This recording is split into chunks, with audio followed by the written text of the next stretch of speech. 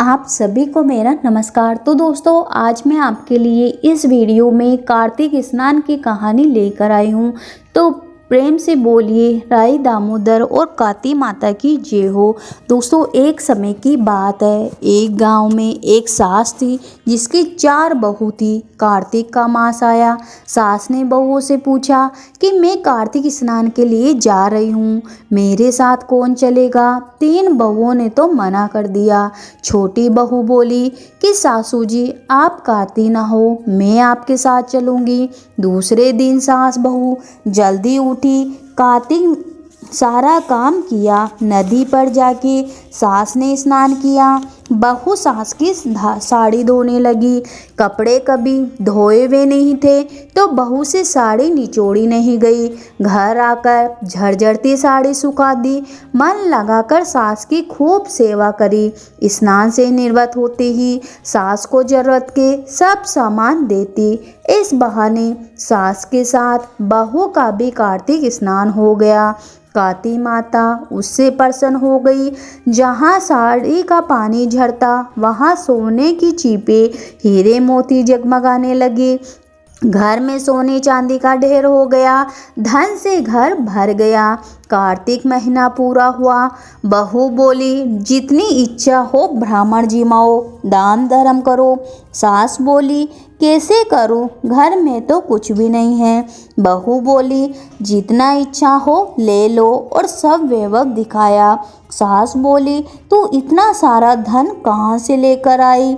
बहू बोली, मैं तो आपकी साड़ी धोती और सुखाती, इसके पानी झरने की जगह धन का ढेर लग गया।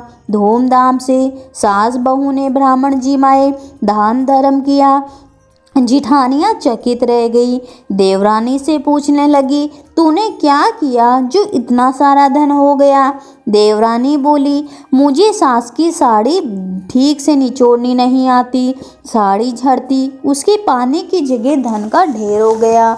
जिठानियों को इससे ईर्ष्या होने लगी। उन्होंने सोचा, अगली बार हम भी सासू जी को कार्तिक स्नान करवाएंगे।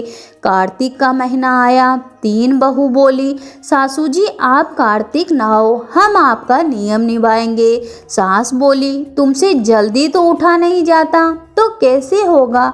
बहू बोली, हम जल्दी उठकर साथ चलेंगी, आप नहाओ तो सही।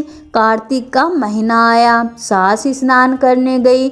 बहू साड़ी धोती और बहुत पानी रखती और सुखा देती।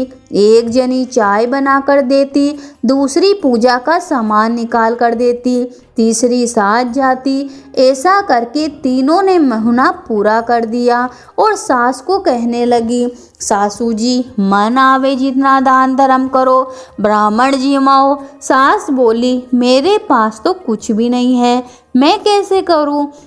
बहुएं बोली, हमारे साथ चलो, और साड़ी के झड़ते पानी को धन के रूप में देखने गई, पर देखती है कि वहाँ सांप बिच्छू इल्लियाँ हो गई। सास बोली, बहू ये क्या किया। बहू दौड़ी दौड़ी देवरानी के पास आई और कहने लगी, ऐसा क्यों हुआ। तो देवरानी बोली, मुझे तो राय दामोदर जी भगवान ने प्रसन्न होकर दिया।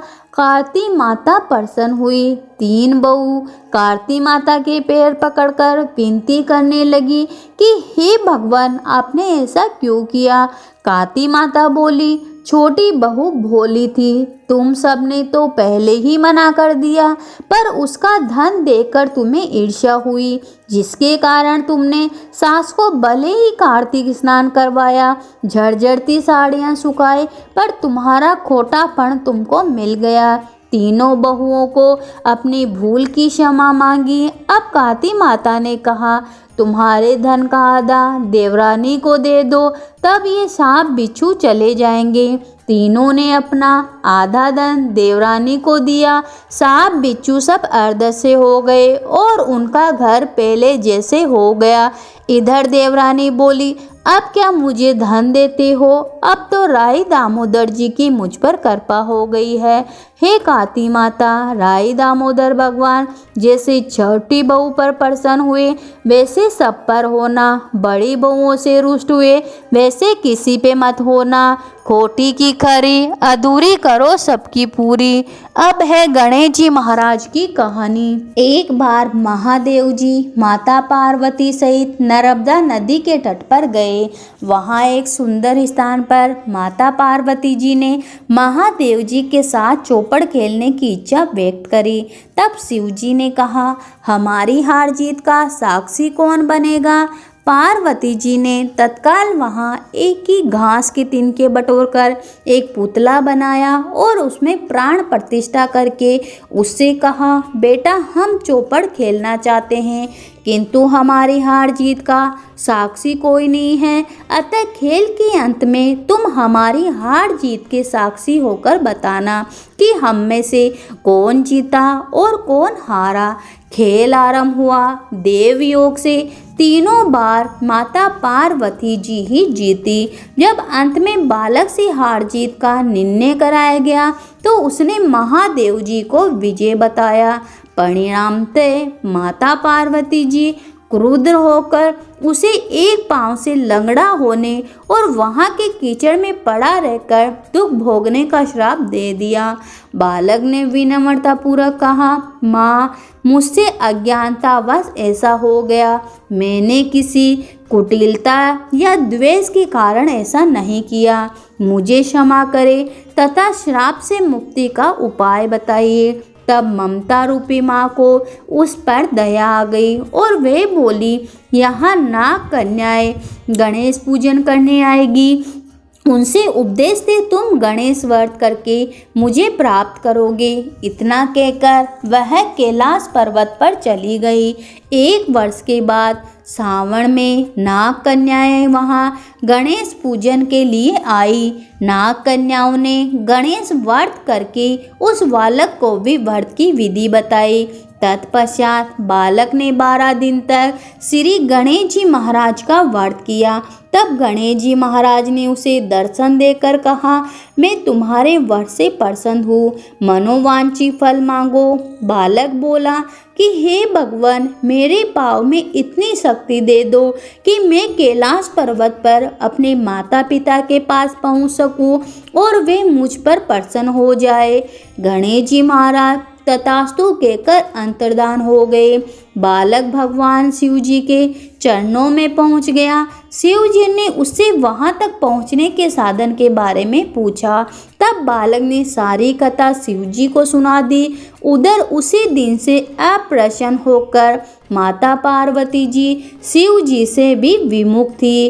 तदुपरांत भगवान शंकर ने भी बालक की तरह 21 दिन तक पर्यंत श्री गणेश जी महाराज का व्रत किया, जिसके प्रभाव से माता पार्वती के मन में स्वयं महादेव जी से मिलने की इच्छा जागृत हुई।